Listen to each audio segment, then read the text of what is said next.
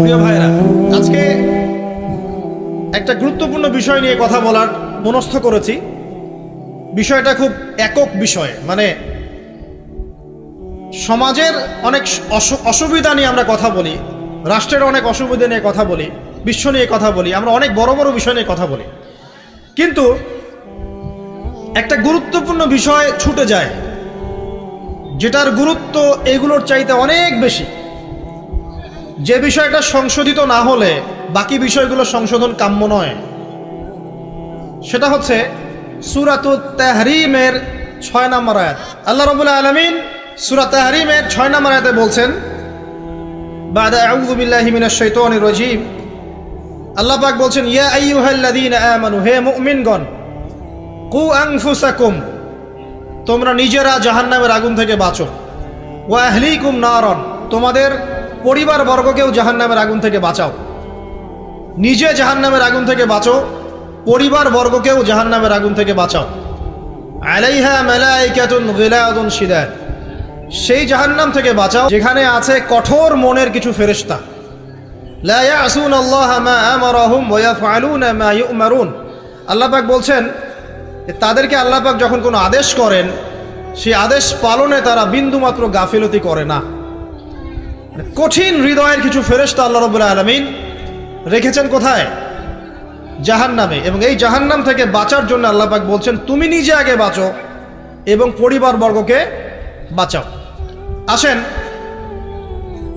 কেন এই কথাটা বলতে হচ্ছে? কারণ যত দিন যাচ্ছে আমরা দেখছি যে পরিবারের ভাঙনটা বৃদ্ধি পাচ্ছে। যত দিন যাচ্ছে আমরা দেখছি যে পরিবারের মধ্যে ইসলামী অনুশাসনের ঘাটতি দেখা যাচ্ছে। পরিবারের মধ্যে আত্মহত্যার প্রবণতা বাড়ছে, ডিভোর্স, বিবাহ বিচ্ছেদ বাড়ছে। পরিবারের মধ্যে সন্তানরা বেলাইনে চলে যাচ্ছে, পিতামাতার কোনো খোঁজ নাই। পরিবারের মধ্যে বেপরদামি বাড়ছে।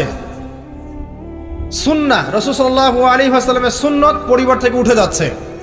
পরিবারগুলো এখন এক একটা জাহান্নামের টুকরায় পরিণত হয়েছে। যে পরিবারগুলো ইসলামিক আদর্শে চলছে সেগুলোর মধ্যেও অনেক ফিতনা এখন ঢুকে গেছে। এটা নিয়ে কথা বলতে হচ্ছে এই কারণে, কারণ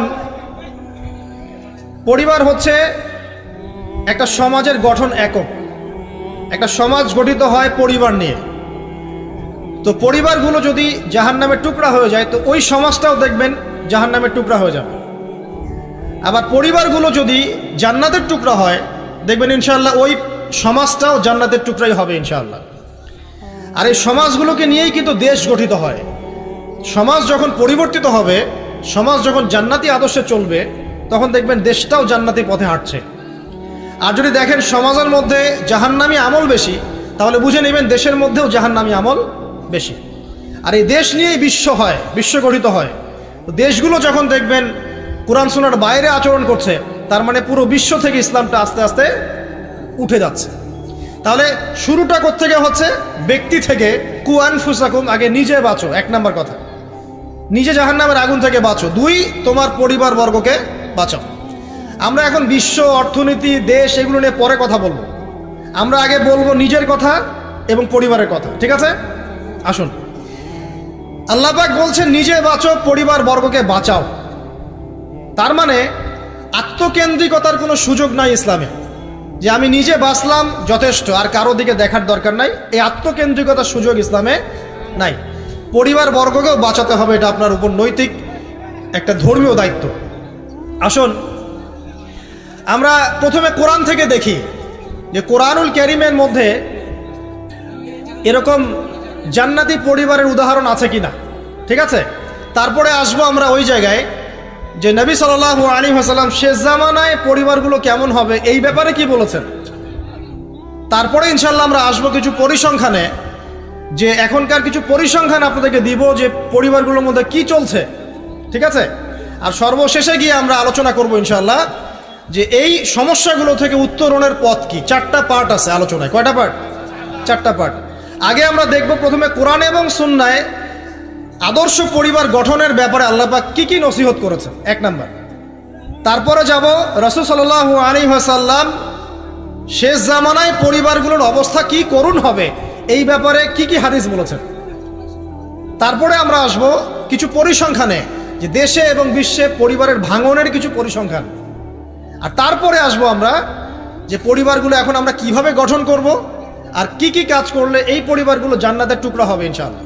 ঠিক আছে, তো আলোচনা একটু মনোযোগের সাথে শোনার চেষ্টা করতে হবে। আল্লাহ পাক সবাইকে তৌফিক দান করুন, আমিন। কোরআন খুলি আমরা এবার। কোরআন কি নিয়মিত খোলা হয় ভাই? প্রত্যেক দিন কোরআন তেলাওয়াত করেন কারা কারা? হাত তোলেন দেখি। মাশাআল্লাহ। এবার হাত নামান। প্রত্যেক দিন ফেসবুক চালান কারা কারা? হাত তোলেন দেখি। সত্যি সত্যি বলবেন। হ্যাঁ, মাশাআল্লাহ। এখন বোঝেন আল কোরআনের আলো কি ঘরে ঘরে জ্বলবে? যখন প্রথম প্রশ্নের হাত উঠবে কম আর দ্বিতীয় প্রশ্নের হাত উঠবে বেশি, বুঝবেন যে কোরআনের সাথে জনগণের সম্পর্ক কমে গেছে। আর যখন দ্বিতীয় প্রশ্নে হাত উঠবে কম, ফেসবুক চালান কারা কারা? হাত কম, অল্প মানুষ চালায়। কোরআন পড়েন কারা কারা নিয়মিত? সবাই হাত তুলছে, তখন বুঝবেন সমাজ পরিবর্তন হয়েছে। তো প্র্যাকটিক্যাল কথায় আসি, আমরা এখন কোরআনের দিকে যাই। যাওয়ার আগে এতটুকু রিকোয়েস্ট করব যে কোরআনটা আল্লাহর ওয়াস্তে মৃত্যুর আগে একবার খতম দেওয়ার চেষ্টা করেন। পারবেন না? ইনশাআল্লাহ। আর আপনার মৃত্যু কবে আসবে আপনি তো জানেন, তাই না? জানেন তো? না জানলে এভাবে চলতে পারেন কিভাবে? মানুষ যদি মৃত্যু সম্পর্কে গাফেল নাই হবে, তাহলে এভাবে কিভাবে চলতে পারে যে নামাজের কোনো খোঁজ নাই, রমজানের কোনো খোঁজ নাই, জাকাতের খোঁজ নাই, পর্দার খোঁজ নাই, কোরআন তেলাওয়াতের খোঁজ নাই, দিনী এলেম চর্চার কোনো খোঁজ নাই, উম্মার জন্য কিছু করবে ফুরসত নাই, সারাদিন ওই দুনিয়াদারি আর ব্যবসা আর ওই চাকরি আর পরিবার আর সন্তান, রান্নাবান্না, হ্যাঁ, তারপরে যে ফেসবুক, ইউটিউব, ইন্টারনেট, আড্ডাবাজি করা, গার্লফ্রেন্ড ইত্যাদি ইত্যাদি। তো মানুষ যদি মৃত্যু সম্পর্কে সচেতনই হবে, তাহলে এগুলো কি হতে পারে? তার মানে সচেতনতার ঘাটতি আছে। তো আল্লাহর ওয়াস্তে জীবনে একটাবার হলেও কোরআনটাকে অর্থসহ পড়ার চেষ্টা করেন ইনশাআল্লাহ। আর সামনে রমজান আসার আগেই কোরআনটাকে বিশুদ্ধ করে পড়বেন, তিলাওয়াত করা শিখবেন এবং একটা খতম দিয়ে শেষ করবেন। পারবেন? আল্লাহ পাক তৌফিক এনায়েত করুন। প্রত্যেক দিন 5টা 10টা করে পৃষ্ঠা পড়ার চেষ্টা করেন। পারা যাবে না? না, সময় কোথায় আমাদের? আমাদের সায়েন্স আছে, আর্টস পড়তে হয়, কমার্স পড়তে হয়, বিসিএস কোচিং করতে হয়, কম্পিউটার সায়েন্স পড়তে হয়, কত কি পড়তে হয়। আমাদের কি কোরআন পড়ার সময় আছে ভাই? হ্যাঁ, এগুলো শেষ করার পর যদি কোরআনে একটু সময় দেওয়া যায়, তখন 2-3 পৃষ্ঠা তাড়াতাড়ি পড়ে বন্ধ করে রেখে দেওয়া লাগে। তারপরে বের করবো কখন? ওই আব্বা মারা যাবে ওই দিন। তারপর বের করবো কখন? আব্বার 40-এর দিন, মায়ের 3 দিনের দিন, হ্যাঁ, বাপের বছরকির দিন। এইসব স্পেশাল দিনে আমরা কোরআনটাকে বের করব। যখন দেখবেন কোরআন আপনার বাসায় পড়ে আছে আর কোরআনের উপরে ধুলা জমে গেছে, তখন বুঝবেন যে আপনার কলমেও ধুলা জমে গেছে। আপনার কলমের মধ্যে এখন পরিচ্ছন্নতা নাই, নূর নষ্ট হয়ে গেছে। এই কারণেই তো কোরআনের উপর ধুলা পড়েছে। সুবহানাল্লাহ। যেই কিতাবের ফলে আল্লাহ রাব্বুল আলামিন মুসলিমদেরকে সর্বোচ্চ সম্মানিত করেছেন, ওই কিতাব এখন মুসলিমরা পড়তে চায় না। দুনিয়ার সব পড়তে চায়, এটা পড়তে চায় না। কোরআন সুন্নায় কিছু থাকলে ওই বিষয়টা মুসলিমরা মেনে চললে মানুষ বলে এরা মৌলবাদী, মানুষ বলে এরা ধর্মান্ধ, মানুষ বলে এরা ব্যাকডেটেড, কত শব্দ। এবং এই শব্দগুলো নাকি সো কল্ড প্রগতিশীলদের পক্ষ থেকে আসতেছে। কোরআন আল্লাহ পাক নাজিল করেছেন, আল্লাহর জ্ঞান বেশি না আমার জ্ঞান বেশি? কোরআন আল্লাহ পাক নাজিল করেছেন তার রাসূল মুহাম্মদ সাল্লাল্লাহু আলাইহি ওয়াসাল্লামের উপরে, নবীর জ্ঞান বেশি না আমার জ্ঞান বেশি? তো এই কোরআন এবং সুন্নাহ যা আছে আমি তো মানবই অন্ধভাবে, কারণ আমার জ্ঞান তো তার চেয়ে বেশি নয়। এখানে আল্লাহ পাক সমস্ত বিষয়ের সমাধান দিয়েছেন। তো সমাধান আল্লাহ পাক দিয়ে থাকলে আমার মানতে সমস্যা কোথায়? সমস্যা আছে? আমি কি আল্লাহর চেয়ে বেশি বুঝি? আমি কি নবীর চেয়ে বেশি বুঝি? এরা যদি বলে আমরা আল্লাহর চেয়েও বেশি বুঝি, নবীর চেয়েও বেশি বুঝি, এরা মুরতাদ, কাফের হয়ে গেছে। ইসলামের সাথে তো কোনো সম্পর্ক নাই। যদি নাম হতে পারে আব্দুর রহমান, আব্দুর রহিম, হ্যাঁ, মুজাহিদুল ইসলাম নাম হতে পারে, ইসলামের সাথে কোনো সম্পর্ক নেই। যদি কোরআন এবং সুন্নাহকে ব্যঙ্গ করে বা মনে করে এর মধ্যে সবকিছু সমাধান নাই, অন্য আরো উৎসের দরকার আছে। তো মুসলিমদের আকীদা হবে কেমন? কোরআন এবং সুন্নাহ আল্লাহ নাজিল করেছেন, এখানে আল্লাহ পাক মানবতার প্রতিটা বিষয়ের সমাধান দিয়েছেন। ঠিক আছে? এখন এই সমাধানগুলো মেনে চলার জন্য আমাকে আগে পড়া শিখতে হবে, তারপরে আমাকে এর অর্থটা জানতে হবে, এর উপর আমল করতে হবে, কোরআনের দাওয়াত মানুষকে দিতে হবে। তখনই না ইনশাআল্লাহ একটা কোরআনিক সমাজ গড়ে উঠবে, তাই নয় কি? তো কোরআনিক সমাজ গড়ে উঠলে কি অমুসলিমদের অসুবিধা আছে? কোরআন তাদের স্বার্থ সর্বোচ্চ অগ্রাধিকার দিবে না? একটা অমুসলিম যদি একটা ইসলামিক স্টেটের মধ্যে নির্যাতনের শিকার হয়, জুলুমের শিকার হয়, এবং ওই জুলুম যদি কোনো মুসলিম তার উপর করে থাকে, তখন ইসলামিক স্টেটের প্রধান যিনি, যে কোর্ট এবং ল থাকবে, ওই মুসলিমকে শাস্তির আওতায় এনে বিচার করতে হবে। এত সাম্যের ধর্ম ইসলাম। আমরা আসলে ইসলাম বুঝিও না, ইসলাম পড়িও না। কিছু মানুষের কর্মকাণ্ড দেখে আমরা ইসলাম সম্পর্কে ধারণা করি, তাই না? কিছু দাড়ি টুপিওয়ালা মানুষ যদি অন্যায় করে, আমরা মনে করি ইসলাম মনে হয় এমনই। দাড়ি টুপি রেখে সিগারেট খাচ্ছে, দাড়ি টুপি রেখে আপনার সুদ খাচ্ছে, দাড়ি টুপি রেখে ঘুষ নিচ্ছে, দুর্নীতি করছে, তখন মানুষ মনে করে মুসলিমরা মনে হয় এমনই। আসলে ইসলামের সাথে কি ওদের কোনো সম্পর্ক আছে? ওদের নাম খালি আব্দুর রহমান, আব্দুর রহিম হতে পারে। তাহলে প্রকৃত ইসলামটা আপনি কোথায় পাবেন? প্রিয় অমুসলিম ভাই বোন, প্রকৃত ইসলামটা পাবেন আপনি কোরআন এবং হাদিসে। ওইটা পড়ে আপনি ইসলাম সম্পর্কে ধারণা করেন। মুসলিমদেরকে দেখে ইসলাম সম্পর্কে ধারণা করার দরকার নাই। কারণ এখন আমাদের মধ্যে গর্বের বিষয় খুব কমই আছে। মুসলিমই তো দেখেন দুর্নীতি করছে, মুসলিমই ঘুষ খাচ্ছে, মুসলিমই সুদ খাচ্ছে, তা আমাকে দেখে আপনি কি শিখবেন? একজন বড় স্কলার, যিনি আগে অমুসলিম ছিলেন, পরে মুসলিম হয়েছেন, বড় দায়ী এবং আলেমও হয়েছেন, তিনি বলেছেন একটা কথা, যে আমি যদি ইসলাম কবুল করার আগে মুসলিমদেরকে দেখে কবুল করতাম, তাহলে মনে হয় আমি ইসলাম কবুল করতাম না। বরং আমি ইসলাম কবুল করার আগে কোরআন এবং সুন্নাহ ঘাটাঘাটি করে রিসার্চ করেছি, তারপরে আমি আল্লাহকে চিনেছি। তো আমাদের দাওয়াত থাকবে প্রত্যেক মুসলিম অমুসলিম সবার কাছে, যে আগে কোরআন এবং সুন্নাহটা পড়েন। এটা পড়ে আপনি দিন সম্পর্কে একটা ধারণা পাবেন। আমার ব্যবহার, চরিত্র, আমার কার্যকলাপ দেখে আপনি নাও পেতে পারেন। এটা তো সেই যুগ না যে মুসলিমদের চরিত্রের মধ্যে একটা দাগও নাই। এটা কি সেই যুগ? না। আল্লাহ পাক আমাদের সবাইকে কোরআন সুন্নাহ বোঝার তৌফিক দান করুন, এবং আল্লাহ পাক যাদের মনের মধ্যে স্বচ্ছতা আছে, অনেস্টি আছে, আল্লাহ পাক তাদেরকে হেদায়েত দান করুন, আমিন। আসুন সামনে যাই। এই কোরআন পড়তে লাগবে না ভাই? নিয়মিত পড়া লাগবে না? এর সাথে হাদিসের চর্চা করা লাগবে না? ফাজায়েলে আমল বইটা বাসায় আছে? নাই? মুনতাখাব হাদিস বইটা আছে বাসায়? তারপরে ফয়জুল কালাম এই বই আছে, রিয়াদুস সালেহিন বই আছে, মিশকাতুল মাসাবি বইটা আছে। এই সব বইগুলো বাংলা হয়ে গেছে না এখন? বাসায় একটু কেনা যায় না ভাই? নাকি? আপনি তো গার্লফ্রেন্ডের সাথে খাইতে বসলে 1000 টাকা বিল হয়, হয় না? আর খাওয়ার সময় তো তারা আপনাকে খসানোর জন্যই খেতে বসে, আর আপনাকে খসানোর আগে আরো দুটাকে খসা এসে আসছে। ওই খবর তো আপনি জানেন না। যখন জানবেন তখন ব্রেকআপ হয়ে যাবে। এটা এক ট্রেন্ড হয়ে গেছে। তো এই যে টাকা পয়সা নষ্ট হয় না ভাই? চায়ের দোকানে বসলে টাকা নষ্ট হয় না? বসলে 100 টাকা যায়। টাকার কোনো দাম আছে এখন? 500 টাকার কোনো মূল্য আছে? 1000 টাকাতে কিছু হয় এখন? তো টাকার কিন্তু কোনো মূল্য নাই, কমতেছে। আরো দিন যাবে না, আরো কমবে। এটাকে আমি বলিনি আগে, বা এক শ্রেণীর স্কলার বলেন নাই? যত দিন যাবে দেখবেন আরো কমতে থাকবে। তো এখানে বলি, সাস্টেইনেবল সম্পদ কি হবে তাহলে?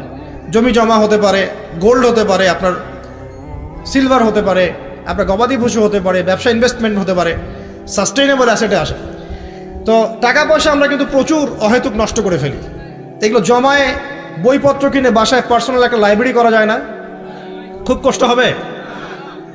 এটা আল্লাহর জন্য যদি করি, আল্লাহ পাক রিজিকে বরকত দিবেন না? রিজিক কি আমার হাতে না আল্লাহর হাতে? আপনার রিজিক যতটুকু আছে, এটার একটা দানা না খেয়ে কি আপনি মরবেন? তাহলে আপনি যদি দিনের জন্য খরচ করেন, তাহলে কি আল্লাহ আপনার রিজিক কমাই দিবে নাকি আরো বাড়াই দিবে? আমাদের সবাইকে আল্লাহ পাক দিনের জন্য খরচ করার তৌফিক দান করুন, এবং পরিবারের জন্যও খরচ করবেন। আমি ওইদিকে পরে আসছি। সবচেয়ে উত্তম ব্যয় সেটাই যেটা মানুষ পরিবারের জন্য করে। মুআজ বিন জাবাল রাদিয়াল্লাহু আনহুকে নবীজি বলেছেন সাল্লাল্লাহু আলাইহি ওয়াসাল্লাম, তোমার সামর্থ্য অনুযায়ী পরিবারের পিছনে ব্যয় করবে। আপনার যদি পরিবারের পিছনে বেশি ব্যয় করার সামর্থ্য থাকে, আপনি তাই করবেন। কম সামর্থ্য হলে কম ব্যয় করবেন। সামর্থ্য অনুযায়ী করবেন। আল্লাহ পাক তৌফিক দান করুন, আমিন। তো প্রিয় ভাইরা, এই কোরআনের মধ্যে একটা সূরা আছে, সূরা তাহরিম। কি নাম? এই তাহরিম সূরার 6 নম্বর আয়াতে আল্লাহ পাক বলছেন, ইয়া আইয়ুহাল্লাযীনা আমানু, হে মুমিনগণ। মুমিন কারা? আমরা না? মুমিন কারা? যারা আল্লাহকে বিশ্বাস করে, রাসূলকে বিশ্বাস করে, যারা আসমানি কিতাব সমূহে বিশ্বাস করে, ঠিক আছে, রাসূলগণকেও বিশ্বাস করে, আগের রাসূলগণকে বিশ্বাস করে, পরকালে বিশ্বাস করে, জান্নাত জাহান্নাম মিজান পুলসিরাত এগুলোতে বিশ্বাস করে, এবং তাকদীর বা ভাগ্যের ভালো মন্দে বিশ্বাস করে। এরা কি মুমিন না?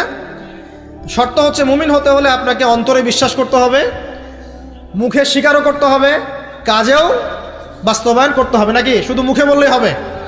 নামাজ পড়ি না তাতে কি হয়েছে, আমার অন্তর ঈমান পরিপূর্ণ, বলি না আমরা? আমি তো কোনো পাপ করি না, নামাজ পড়বো কেন, বলে না? হ্যাঁ, তো নামাজ পড়ে না যদি কেউ বলে যে ভাই নামাজ না পড়ে তো কুফরি, তখন আবার খেপে যায়, আমাকে কাফের কেন বললেন? আপনি বেশি জানেন, আমি কাফের না। তো এটা হচ্ছে হঠকারিতা, উদ্ধত আচরণ। তো ঈমানের শর্ত পূর্ণ হতে হলে আমলও তো দরকার আছে, নাকি? এখন আমল করতে গিয়ে আপনার কম বেশি হতে পারে, আপনি পাপ করে ফেলতে পারেন। তখন যখনই পাপ হবে উঠে দাঁড়ান, আবার ফিরে আসেন, ওযু করেন, 2 রাকাত নামাজ পড়েন, আবার তওবা করেন, আবার পথ চলেন, পাপ হবে না? পাপ হয়েছে বলে কিন্তু কেউ কাফের হয়ে যাবে না। মনে করেন ইমানদার মানুষ পথ চলতে চলতে জেনা করে ফেলেছে, হতে পারে না? হতেই পারে। তো এখন কি সে কাফের হয়ে যাবে? না, সে বড়জোর জালেম হতে পারে, ফাসেক হতে পারে। সে তওবা করে ফিরে এসে আবার আল্লাহর খাঁটি বান্দা হওয়ার সুযোগ আছে। তো তাকে কি হত্যা করা যাবে? যাবে না। তো এই বিষয়টা খেয়াল রাখবেন যে ঈমানের জন্য 3টা শর্ত: 1 অন্তরে বিশ্বাস, 2 মৌখিক স্বীকৃতি, এবং 3 কি বলেন? কাজে বাস্তবায়ন। মাশাআল্লাহ। এখন আল্লাহ পাক এই মুমিনদেরকে বলছেন যে কু আনফুসাকুম, নিজে এখন জাহান্নামের আগুন থেকে বাঁচো। মানে ঈমান এনেছি বলেই কিন্তু তাহলে জাহান্নামের আগুন থেকে বাঁচা যাচ্ছে না। অন্য কিছু কাজের দরকার আছে, আত্মসমর্পণের দরকার আছে, ইহসানের দরকার আছে, তাকওয়ার দরকার আছে। তুমি নিজে জাহান্নামের আগুন থেকে বাঁচো এবং ওয়া আহলিকুম নারা, তোমার পরিবারবর্গ যারা আছে তাদেরকেও জাহান্নামের আগুন থেকে বাঁচাও। এই আদেশটা কি সবার জন্য না, নাকি এক শ্রেণীর মানুষের জন্য? সবার জন্য। কোন জাহান্নাম? আল্লাহ ভয় দেখাচ্ছেন সেই জাহান্নাম যেই জাহান্নামে 19 জন কঠিন মনের ফেরেশতা আছে। তারা দায়িত্বশীল ফেরেশতা, তাদের আন্ডারে আর অনেক ফেরেশতা থাকতে পারেন। আলাইহা তিসআতা আশর, সেখানে 19 জন শক্তিশালী ফেরেশতা আছেন। মালাইকাতুন গিলাজুন শিদাদ, তাদের অন্তরটা খুব কঠিন। আযাব দেওয়ার সময় যাররা পরিমাণ তারা মায়া দয়া করবে না। আযাব দেওয়ার সময় যাররা পরিমাণ মায়া দয়া তারা করবে না। কবরে যখন ফাসেক, জালেম, কাফের, মুশরিককে পিটানো হবে তখন কি কেউ মায়া দয়া করবে? তখন যদি বলে ব্যথা পাচ্ছি, তাহলে কি তারা আযাব দেওয়া বন্ধ করে দেবে? শোনেন, সূরা মুমিন নামে একটা সূরা আছে। কোন সূরা? সূরা মুমিনের মধ্যে ফেরাউনের একটা ঘটনা আছে। সেই ঘটনা একটা অ্যামেজিং একটা আয়াত আছে, অ্যামেজিং একটা আয়াত। আল্লাহ পাক বলছেন যে ফেরাউন এবং তার দলবলকে প্রত্যেক দিন সকালে এবং সন্ধ্যায় 2 বেলা করে জাহান্নামের আগুন যেখানে তারা থাকবে ওইটা উপস্থাপন করা হয়। কথা বুঝতে পারছেন না? ফেরাউন এবং তার দলবলকে প্রত্যেক দিন সকাল সন্ধ্যা জাহান্নামের চিরস্থায়ী আবাস কোনটা হবে এটা উপস্থাপন করে দেখানো হয়।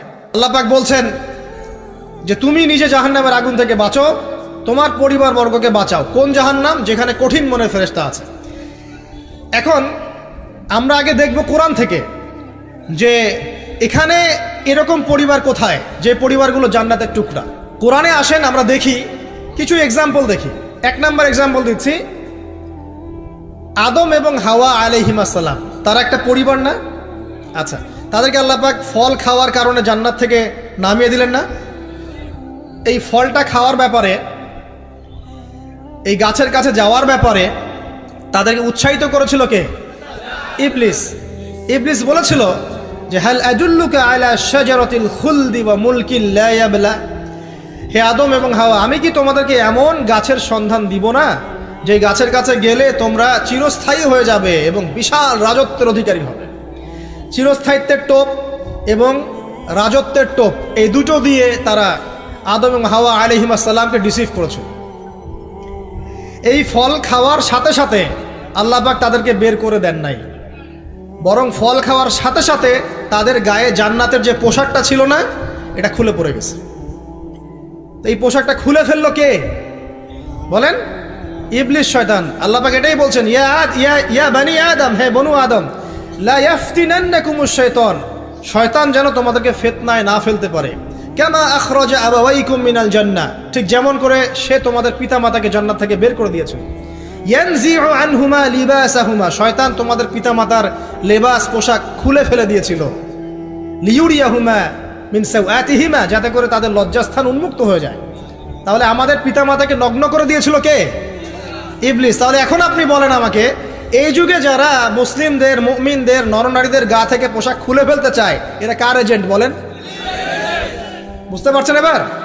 এই যে নগ্নতা অশ্লীলতার যে আন্দোলন চলছে, হ্যাঁ, হাজার বছরের সংস্কৃতি, আমরা মাদেরকে দেখেছি ব্লাউজ পরতো না, নাউজুবিল্লাহ, এই সেই, হ্যাঁ আমরা এরকমই পোশাক পরবো। ছোট হতে হতে হতে হতে এখন এক পর্যায়ে দেখবেন বিকিনি পরে ঘুরবে কয়দিন পর, দেখবেন। বিশ্বাস করছেন না এই কথাটা? দেখবেন ইনশাল্লাহ, আল্লাহ না করুক, তবে হবে, এটা আমি জানি, বিকজ হাদিস আমি পড়েছি। শেষ জামানায় এরকম নগ্নতা, অশ্লীলতা, বেহায়াপনা বাড়তেই থাকবে, বাড়তেই থাকবে। এবং এমন একটা সময় আসবে যে মানুষ রাস্তাঘাটে জেনা করবে। ওই যুগের সবচেয়ে ভালো ব্যক্তি হবে সে, যে তাকে গিয়ে বলবে, বাবা তুমি এইখানে জেনা করছো, ভালো, একটু দেওয়ালের পিছনে যেতে পারলা না? সে হবে ওই জমানার ভালো ব্যক্তি। আপনি হাদিসটা বিশ্বাস করলেন না? আমি নিজে হাদিস পড়েছি যে রাস্তাঘাটে মানুষ জেনা করবে। তো এই যে নগ্নতা আর অশ্লীলতার যে সংস্কৃতি চলছে না, এই কাপড় খুলে ফেলার যে ট্রেন্ড এবং রেভলিউশনের দিকে মানুষ যাচ্ছে এখন, মেয়েরা স্পেশালি, এরা নিঃসন্দেহে মানুষ শয়তান, নিঃসন্দেহে। কারণ ওই যে শয়তান আমাদের পিতামাতার কাপড় খুলে ফেলেছিল, এরা তার এজেন্ট। এরা আমার বোনের গা থেকে কাপড় খুলতে চায়, এরা আপনার স্ত্রীর গা থেকে কাপড় খুলতে চায়, এরা আপনার মায়ের গা থেকে কাপড় খুলতে চায় এবং বলতে চায় এটা স্বাধীনতা। আরে বোকা মানুষ, এই পৃথিবীতে মানুষ স্বাধীন নয়, এই পৃথিবীতে কোনো মানুষই স্বাধীন নয়। মানুষ কিভাবে স্বাধীন হতে পারে? এখানে পৃথিবীতে যতদিন থাকবে মানুষ আল্লাহর দাসত্বের মধ্যে থাকবে। যে মানুষ নিজেকে স্বাধীন মনে করে সে শয়তানের তাবেদারি করে।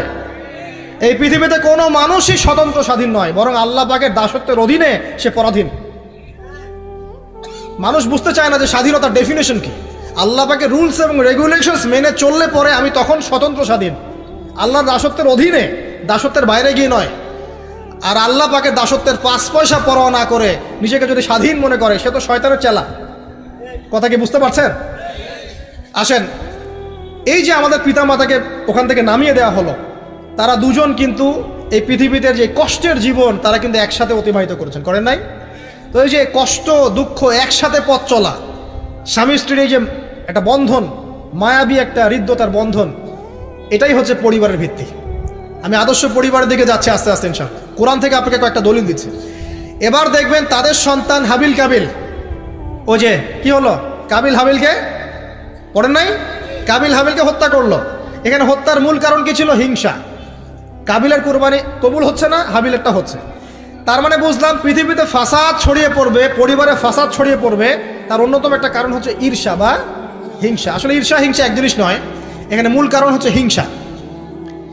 তো আমাদের পরিবার জান্নাতের টুকরা হবে ইনশাল্লাহ যদি স্বামী স্ত্রীর মধ্যে হিংসা না থাকে, পরিবারের সদস্যদের মধ্যে পরশ্রী কাতরতা না থাকে।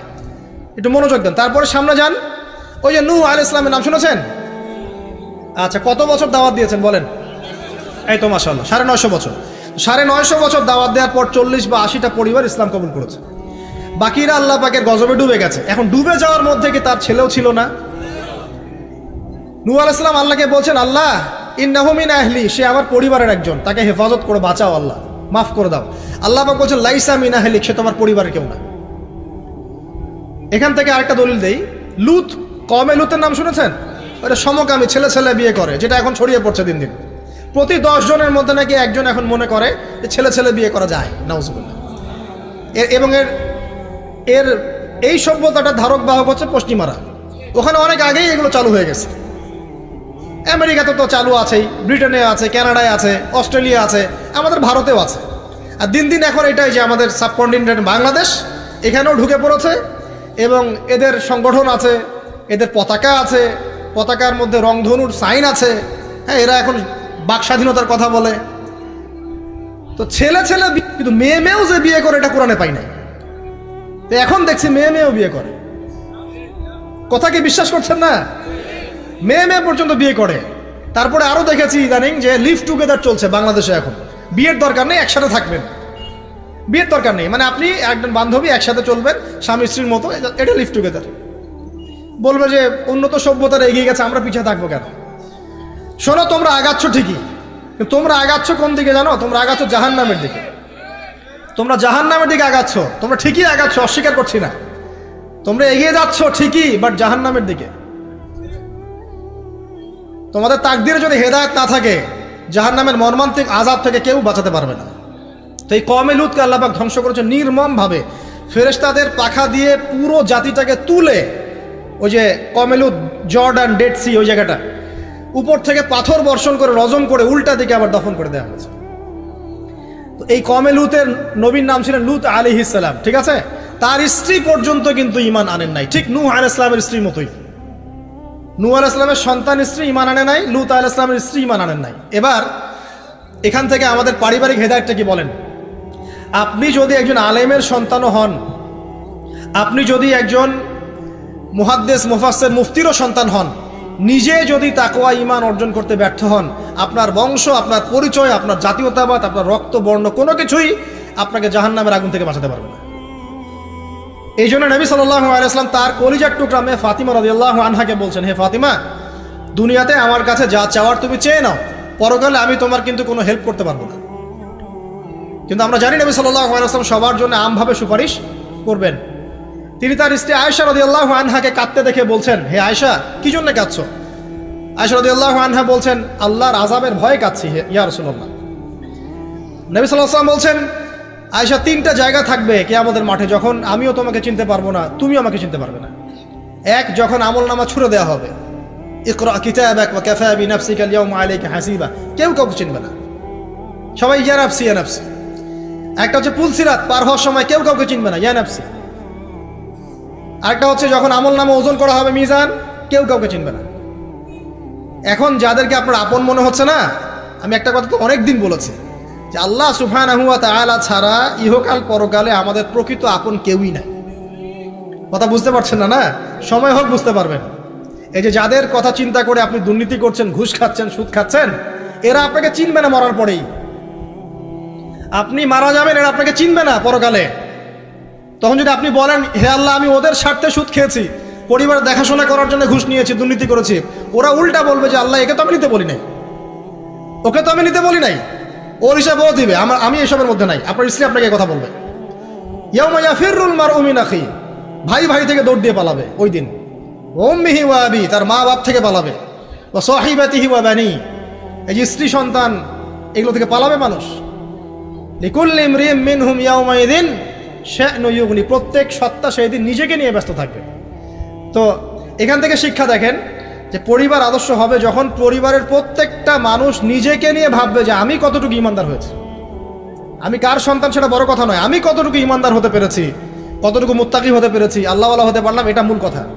ফেরাউনের স্ত্রী আসিয়া, ফেরাউনের আন্ডারে থেকেও সে মুমিনা হয়েছে, হয় নাই? ফেরাউন যে বড় কাফের, এই কারণে কি তার স্ত্রী শাস্তি পাবে? পাবে না। বরং আমাদের নবীজি মেরাজের রাতে গিয়ে দেখেছেন এবং গন্ধ পেয়েছেন, সুঘ্রাণ ছড়াচ্ছে একটা জায়গা থেকে। তখন জিবরাইল আলাইহিস সালামকে জিজ্ঞাসা করলেন যে এখানে এত সুন্দর ঘ্রাণ কোত্থেকে আসছে? জিবরাইল আলাইহিস সালাম বললেন, এটা হচ্ছে ফেরাউনের স্ত্রী আসিয়ার ওই ঘর যেটা আল্লাহ পাক তার জন্য জান্নাতে মানে বানিয়েছেন, ওইখান থেকে এই সুঘ্রাণ আসছে। সুবহানাল্লাহ। তার মানে এখানে আমরা শিখলাম নিজের চরকায় তেল দিতে হবে, নিজে আমাকে নামাজ পড়তে হবে, নিজেকে আমল করতে হবে, নিজেকে দিনের জন্য কিছু করতে হবে, নিজেকে পর্দা করতে হবে। পরিবারের সদস্যদের দিকে তাকানোর এখন সময়, আগে নিজে। না হলে নবী পরিবারের সদস্য হয়েও দেখেন জাহান্নামে মানুষ যাচ্ছে। এবার সামনে যায়, চলেন। ইব্রাহিম আলাইহিস সালাম নাম শুনেছেন? আচ্ছা, তার বাবা কি করতেন? বড় পুরোহিত ছিলেন। আর যেখানে শিরক সেখানেই দেখবেন ইব্রাহিম, যেখানেই কুফর সেখানেই মুহাম্মদ সাল্লাল্লাহু আলাইহি ওয়াসাল্লামের জন্ম হয়, এটাই নিয়ম। তো সেখানে আল্লাহ পাক জন্ম দিলেন ইব্রাহিম আলাইহিস সালামকে, যিনি তার পিতাকে নসিহত করছেন, আব্বা তুমি কেন লিমা তা'বুদু, তুমি কেন এমন এক সত্তার ইবাদত করো, মা লা ইয়াসমাউ, যে শুনতেও পারে না, ওয়ালা ইউবসিরু, সে দেখতেও পারে না, ওয়ালা ইউগনি আনকা শাইআ, সে তোমার কোনো উপকারও করতে পারে না, ক্ষতিও করতে পারে না। ইভেন তোমার স্ট্যাচুর গায়ে একটা মাছি যদি বসে, এটাকে সে নিজে সরাতেও পারে না, তার কোনো ক্ষমতা নাই। এখন তুমি কেন বাবা এর ইবাদত করছো? ইব্রাহিম আলাইহিস সালাম বলছেন। তখন তার বাবা বলছেন, আনতা রাগিবুন আন আলিহাতিনা ইয়া ইব্রাহিম, হে ইব্রাহিম, তুমি কি আমাদের এই উপাস্যদের থেকে মুখ ফিরাচ্ছ? যদি তুমি ফিরে না আসো তাহলে আমি তোমাকে বাসা থেকে বের করে দিব, তোমার মাথা পাথর দিয়ে মেরে ফাটিয়ে ফেলবো। তো ইব্রাহিম আলাইহিস সালাম তর্ক করলেন না, বললেন সালামুন আলাইক, আপনার উপর শান্তি বর্ষিত হোক। এই বলে তিনি বাসা থেকে বের হয়ে গেলেন। খেয়াল করে দেখেন, যুবক ছেলে ইব্রাহিম, সে তার পিতাকে দাওয়াত দিল, তার পিতা একজন বড় শিরকের কারিগর, যে তার দাওয়াত কবুল করলো না। কিন্তু ইব্রাহিম আলাইহিস সালাম কিন্তু মিথ্যার সাথে সত্যের আপোষ করলেন না। তিনি প্রয়োজনে একা চলে গেলেন বাড়ি থেকে, তারপরেও আল্লাহর আনুগত্য ছাড়লেন না। পরিবারের হেদায়েত এখানে নাই, আছে। আরো সামনে যান, ইব্রাহিম আলাইহিস সালামের একজন স্ত্রীর নাম কি? হাজেরা। আরেকজনের নাম কি? সারা। সারা আলাইহিস সালাম থাকেন ওই যে শামে, প্যালেস্টাইন। আর হাজেরা আলাইহিস সালামকে রেখে আসা হয়েছে কোথায়? মক্কায়, এই যেখানে জামজাম কূপ তৈরি হলো। এখানে হাজেরা আলাইহিস সালামকে রেখে যাওয়ার সময় তিনি বলছেন যে আমাদেরকে এই জনমানব শূন্য জায়গায় কেন রেখে যাচ্ছেন ইব্রাহিম? চুপ করে আছেন, আবার জিজ্ঞাসা করছেন, আবার চুপ করে আছেন। এবার তিনি বলছেন হাজেরা আলাইহিস সালাম যে আপনি কি আল্লাহর আদেশেই কাজ করছেন? তখন ইব্রাহিম আলাইহিস সালাম বলছেন হ্যাঁ, মাথাটা খালি নাড়ালেন, হ্যাঁ নাম। তখন তার স্ত্রী বলছেন তাহলে আল্লাহ পাক আমাদেরকে ধ্বংস করবেন না ইনশাআল্লাহ। খাবার নাই, পানিও নাই, কিছুই নাই, আল্লাহর প্রতি তাওয়াক্কুলটা দেখেন। এবার দেখেন ওই স্ত্রীর গর্ভ থেকে একজন সন্তান হলো, তার নাম কি? ইসমাইল। এবার এই সন্তানকে তার বাবা বলছেন অনেক বছর পরে যে ইয়া বুনাই, হে আমার সন্তান, ইন্নী আরা ফিল মানামি আন্নী আযবাহুক, আমি স্বপ্নে দেখেছি আমি তোমাকে জবাই করছি। ফানজুর মাযা তারা, তুমি একটু তোমার রায়টা জানাও, তোমার কি মতামত। ওই তাওয়াক্কুলকারিনী নারীর গর্ভ থেকে জন্ম নেওয়া এই ইসমাইল তিনি বলছেন ইয়া আবাতি, হে আমার বাবা, ইফআল মা তুমার, আপনি তাই করেন যা আল্লাহ আপনাকে আদেশ করেছেন। সাতাজিদুনি ইনশাআল্লাহু মিনাস সাবিরিন, ইনশাআল্লাহ আপনি আমাকে সবরকারী পাবেন। এই বাচ্চার বয়স হবে বড় জোর 10 থেকে 15, নাকি কম সম হবে আর কি। তো এই প্রজন্মের আমাদের জেনারেশনকে দেখেন না, আমি গতকালকে গুগল সার্চ করে দেখেছি যে বাংলাদেশের 11 থেকে 19 বছর বয়সী যে বাচ্চারা আছে, কিশোর, এরা এখন সবচেয়ে বেশি পর্ন দেখে, সবচেয়ে বেশি। এবং কলেজ পড়ুয়াদের, স্কুল কলেজ পড়ুয়ার মধ্যে 77%ই পর্ন দেখে। এবং ইন টোটাল হিসাব করে দেখা যায় বাংলাদেশে 92% মানুষ পর্ন আসক্ত, মানে পর্ন আসক্ত না হলেও পর্ন দেখে। তো ওই যে কিশোর ইসমাইলের চেতনা দেখেন আর আমাদের এই যুব সমাজের চেতনা দেখেন, পার্থক্যটা করেন আপনি, তাহলে বুঝতে পারবেন কিভাবে রেভলিউশন হয়েছে ইসলামের, এখন কেন হচ্ছে না আপনি নিজেই বুঝতে পারবেন। আমাদের কারণেই হচ্ছে না। আসেন এবার এই সন্তানকে যে জবাই করার ঘটনা, আল্লাহ পাক হাদিয়া পাঠালেন, তাকে জবাই করতে হলো না। এখান থেকে আমরা কুরবানির ঈদ পালন করছি, তাই না? আচ্ছা, এখানে আমি পরিবারের হেদায়েত হিসাবে এটা ফাইন্ড আউট করছি আপনাদের জন্য যে যদি পরিবারের নারীরা হয় এই হাজেরা আলাইহিস সালামের মতো সহনশীলা, সবরকারিণী এবং তাওয়াক্কুলকারিণী, তখনই গিয়ে তাদের গর্ভ থেকে ইসমাইলের মতো সন্তান জন্ম হবে ইনশাআল্লাহ। যাদেরকে আল্লাহর জন্য কুরবানি করতে চাইলে তারা বলবে কোনো সমস্যা নাই, প্রয়োজন আল্লাহর জন্য কুরবান হয়ে যাও। তো এখানে কার ভূমিকা বেশি, বাবার না মায়ের? তাকে কিন্তু তার বাবা মানুষ করেননি, তার বাবা ওইখানে থাকেন সিরিয়ায়, শামে, মাঝে মাঝে আসা যাওয়া করে। তার বেশিরভাগ সময় তাকে প্যারেন্টিং কে করেছে? তার মা। ওই মায়ের গর্ভ থেকে এমন সন্তান আশা করা যায়? তো এখনকার এই সিরিয়াল দেখা মেয়েদের গর্ভ থেকে এমন সন্তান আশা করা যায়? এখনকার ওইসব মেয়েদের গর্ভ থেকে আশা করা যায় এটা স্বামী দিতে পারলে সে খুশি, দিতে না পারলে অসন্তুষ্ট, বেজার। স্বামীকে প্রেসার দিতে দিতে, মানসিক কষ্ট দিতে দিতে স্বামীকে বুড়া বানায় ফেলে দিয়েছে। আমাদের নবীজি দোয়া করতেন আল্লাহর কাছে, আল্লাহ আমি এমন স্ত্রী থেকে তোমার কাছে আশ্রয় চাই যে আমাকে বৃদ্ধ হওয়ার আগেই বুড়া বানায় ফেলবে। বৃদ্ধ হওয়ার আগেও স্ত্রী চাইলে স্বামীকে বুড়া বানাতে পারে। দেখা যায় অনেক সময় অনেক পরিবার স্ত্রীদের মানসিক টর্চারের কারণে স্বামীরা স্ট্রোকের শিকার হয়, রোগ ব্যাধির শিকার হয়, হার্ট স্ট্রোক করে, হাই প্রেশারের শিকার হয়, পেরেশান। দিনের জন্য কাজ করা তো দূরের কথা, দুনিয়া সামলাতে তার সারাদিন চলে যায়। এই নারীরা কি হাজেরা আলাইহিস সালামের মতো? যখন এমন নারীরা ঘরে ঘরে তৈরি হবে তখন দেখবেন আদর্শ পরিবার ঠিকই গঠিত হবে ইনশাআল্লাহ। তো বিয়ে করলে এই ধরনের মেয়েকে করবেন। রূপের সৌন্দর্য দেখে, টাকা পয়সা দেখে আর অন্যান্য বিষয়গুলো দেখে এত বেশি ইমপ্রেসড হওয়ার দরকার নেই। আপনি দেখবেন দিনদারিতা আছে কিনা। এবং দিনদারিতা কিন্তু শুধু বোরখার মধ্যেই থাকে না। আপনাকে কথা বলে প্রশ্ন উত্তরের মাধ্যমে পাত্রী দেখার সময় এগুলো যাচ করতে হবে। আপনাকে ওর মাকে দেখতে হবে, তার মা কেমন, কোন মায়ের সন্তান সে, তার মায়ের আকীদা কেমন, তার মা কেমনে চলাফেরা করে, ওর নানি কেমন, ওর পরিবারের সদস্যরা কেমন, এগুলো দেখে মেয়ে চুজ করবেন। এই যে নসিহতগুলো করছি, যারা আনম্যারিড তোমার জন্য এগুলো শোনার চেয়ে বেশি দামি। এই ডিসিশনটা এত গুরুত্বপূর্ণ যে জীবনে যদি এটাতে ভুল করে ফেলেন কখনো, সারাটা জীবন আপনাকে এই বোঝা টানতে হবে। এবং এমন কষ্ট আসবে যেটা আপনার ওই যে বিয়ের পর নতুনত্বর সাময়িক। তিনি একজন বিজ্ঞ মানুষ ছিলেন, অনেকে বলেছেন নবী ছিলেন, কেউ বলেছেন নবী ছিলেন না। যাই হোক, তিনি তার সন্তানকে কিছু নসিহত করছেন। কি চমৎকার নসিহত! তিনি সন্তানকে নসিহত করছেন, ইয়া বুনাইয়া, হে আমার ছোট্ট বৎস, লা তুশরিক বিল্লাহ, তুমি আল্লাহর সাথে কাউকে শরিক করো না। ইন্না শিরকা লা যুলমুন আযীম, কারণ শিরক হচ্ছে মহান জুলুম। ছোট্ট একটা বাচ্চা শিরকের বোঝেটা কি কিছু বোঝে? আমরা আমাদের ছোট বাচ্চাদেরকে কি শিখাই? জীবনে বড় হওয়া, প্রতিষ্ঠিত হওয়া, ইত্যাদি ইত্যাদি, তাই না? কিন্তু এখানে দেখেন লুকমান হাকিম আলাইহিস সালাম, তিনি তার সন্তানকে শিরকের শিক্ষা দিচ্ছেন। পিতামাতার খেদমত করবে, তাদের অবাধ্য হবে না, সৎ কাজের আদেশ করবে, অসৎ কাজে নিষেধ করবে, ঠিক আছে? বিপদে পড়লে সবর করবে, গাধার মতো উচ্চস্বরে কথা বলবে না। এই নসিহতগুলো করছেন লুকমান তার সন্তানকে আলাইহিস সালাম। তো এখান থেকে প্যারেন্টিং পাচ্ছেন না, যে আপনি আপনার সন্তানকে, পরিবারের সদস্যদেরকে কি নসিহত করবেন? এবার কোরআনের পাতায় পাতায় আছে। ইয়াকুব আলাইহিস সালাম তার সন্তানদেরকে নসিহত করছেন, আমার পরে তোমরা কার ইবাদত করবে? তারা বলছে আমরা আল্লাহর ইবাদত করবো ইনশাআল্লাহ তাআলা। ইউসুফ আলাইহিস সালামের সাথে তার পিতার একটা গভীর প্রেমের সম্পর্ক ছিল। আসহাবুল কাহফের মধ্যে আপনি এর এক্সাম্পল পাবেন। তো কোরআনের এভাবে পাতায় পাতায় আপনি দেখবেন যে আলহামদুলিল্লাহ আল্লাহ পাক আমাদেরকে আদর্শ পরিবার গড়ার এই মেসেজগুলো দিয়েছেন। বলতে গেলে অনেক লম্বা সময় চলে যাবে, তো বাকিগুলো আপনারা খুঁজে বের করবেন ইনশাআল্লাহ। আল্লাহ পাক তৌফিক দান করুন। এবার আসেন যে নবী সাল্লাল্লাহু আলাইহি ওয়াসাল্লাম এবং সাহাবায়ে কেরামের যুগে পরিবারগুলো কেমন ছিল। খুব শর্ট করে বলি, তখন পরিবারের মধ্যে তাওহীদ ছিল, ঠিক আছে?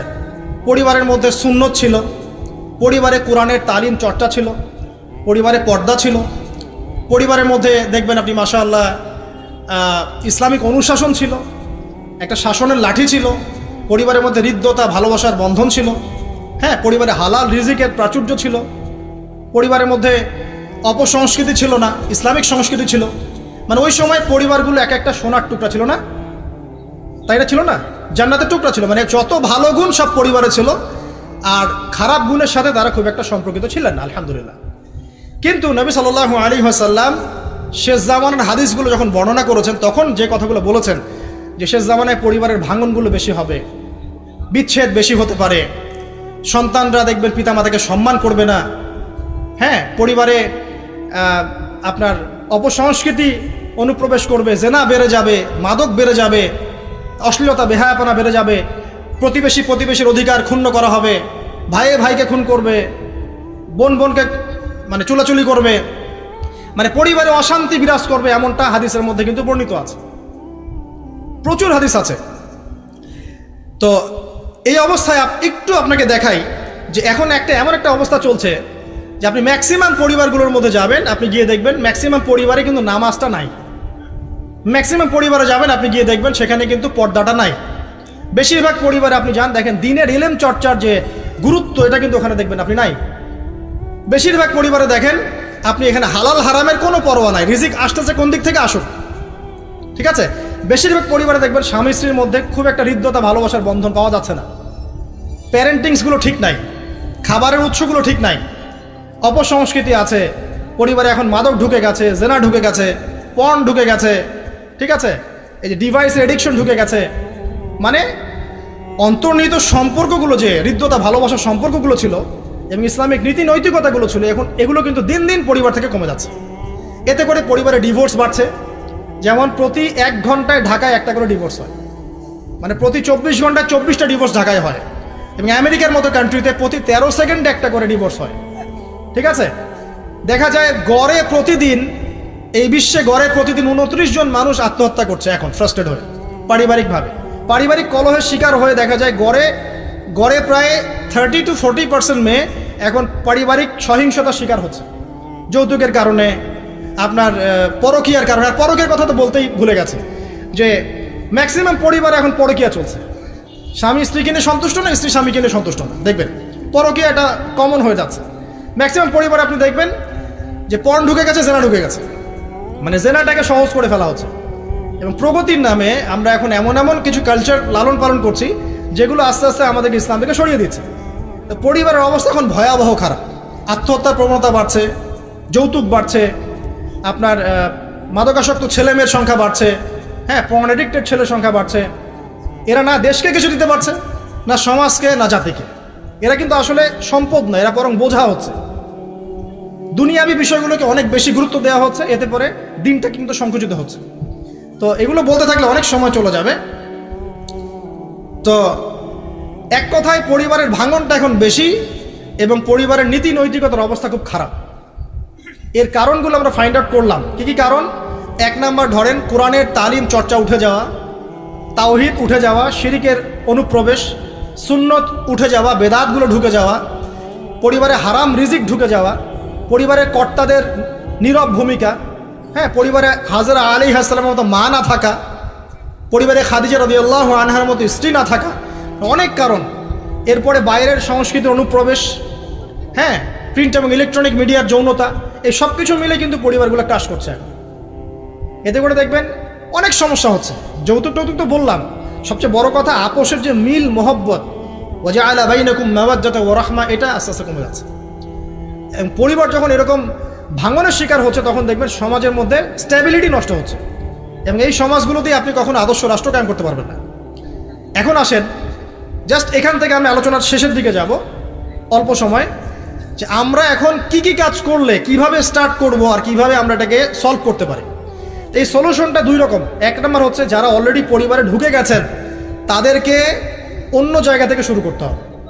মানে যারা অলরেডি পরিবারে ঢুকে গেছেন আপনাদেরকে তওবা করে ফিরে এসে আবার শুরু করতে হবে। আর যারা পরিবারে এখনও ঢোকেন নাই, আপনারা এখনও সৌভাগ্যবান। এখন থেকে যদি আপনারা এই নসিহতগুলো মেনে চলতে পারেন, ইনশাআল্লাহ আপনার পরিবারটা 8-10টা পরিবারের মতো হবে না ইনশাআল্লাহ। প্রথমে বলি তাদের কথা যারা পরিবারে ঢুকে গেছি আমরা, তাদের কাজ কি? তাদের প্রথম কাজ হচ্ছে ঠান্ডা মাথায় বিশ্বের পরিস্থিতি, সমাজ দেশের পরিস্থিতিগুলো নিয়ে চিন্তা করা, ঠান্ডা মাথায় যে হচ্ছেটা কি আসলে। যখন দেখবো যে না আসলে ভালো কিছু হচ্ছে না, খারাপ হচ্ছে, তখন আপনার ভুলটা কোথায় সেটা আপনাকে ফাইন্ড আউট করতে হবে।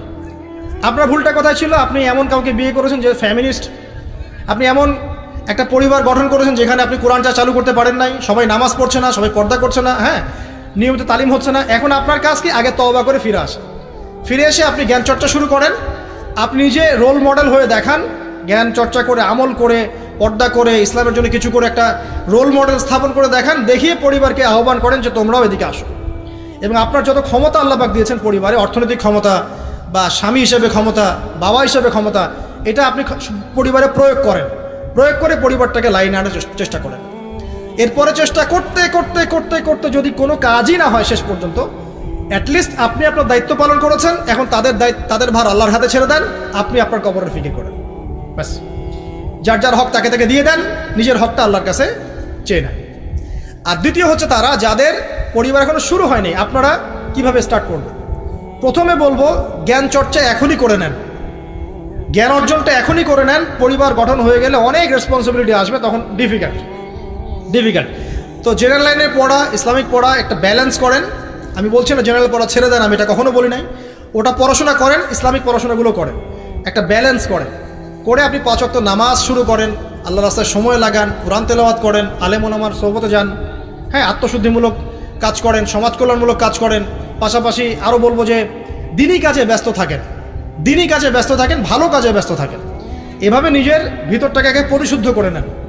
এরপর আপনি একটা হালাল রিজিকের চেষ্টা করেন, একটা হালাল পবিত্র রিজিক হোক, সেটা কৃষিকাজ। লজ্জার কিচ্ছু নাই, কৃষিকাজ লজ্জার কোনো প্রফেশন নয়, গর্বের প্রফেশন।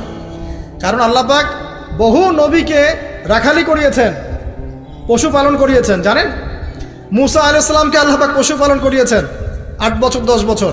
এগুলো কোনো লজ্জার প্রফেশন নয়, এটা গর্বের প্রফেশন। আপনি হালাল রিজিক, অর্থনীতি হোক, আপনার কৃষিভিত্তিক হোক, বা ব্যবসা করেন হালাল কোনো, বা গভর্নমেন্ট জব, বড় বড় গভর্নমেন্ট জবের জন্য ট্রাই করেন, সেটাও ভালো। যদি না পান, বেসরকারি জব পান, আলহামদুলিল্লাহ। খেয়াল রাখবেন, জব করতে গিয়ে, ব্যবসা করতে গিয়ে এবং রিজিকের সন্ধান করতে গিয়ে আপনার নামাজ যেন ছুটে না যায়, আপনার রিজিকে হারাম যেন ঢুকে না যায়, আপনাকে যেন সুদ খেতে না হয়, আপনাকে যেন ফ্রি মিক্সিংয়ে যেতে না হয়। এগুলো খেয়াল রাখেন। খেয়াল রেখে একটা হালাল রিজিকের সোর্স আগে বের করেন। প্রয়োজনে উদ্যোক্তা হন, নতুন কিছু উদ্যোগ গ্রহণ করেন, উদ্যোক্তা হয়ে নিজে কিছু প্রতিষ্ঠা করে দেখান, এমন কিছু করেন। এরপরে আপনি বিয়ের ফিকিরটা করেন, রিজিকের ব্যবস্থাটা আগে করে নেন, তারপরে ওদিকে যান। আপনার আপন ভাই হিসেবে আমি কথাগুলো বলছি, মনে করেন। এরপরে আপনি যখন বিয়ে করবেন, বললাম তো, মেয়ের জাস্ট দিনদারিতা দেখবেন। হ্যাঁ, এর উপর যদি সৌন্দর্য থাকে আলহামদুলিল্লাহ, বংশ ভালো হয় আলহামদুলিল্লাহ, মেয়ের অর্থ সম্পদ আছে আলহামদুলিল্লাহ। যদি এগুলোর কোনোটাও না থাকে, দিনদারিতা থাকে, জাস্ট ওটাকে দেখেন, আর কিছু দেখার দরকার নেই, কিচ্ছু দেখার দরকার নেই। এরপরে আরেকটা কথা বলতে ভুলে গিয়েছি যে আপনি এই লেভেলে যাওয়ার আগে নিজেও পবিত্র থাকার চেষ্টা করেন।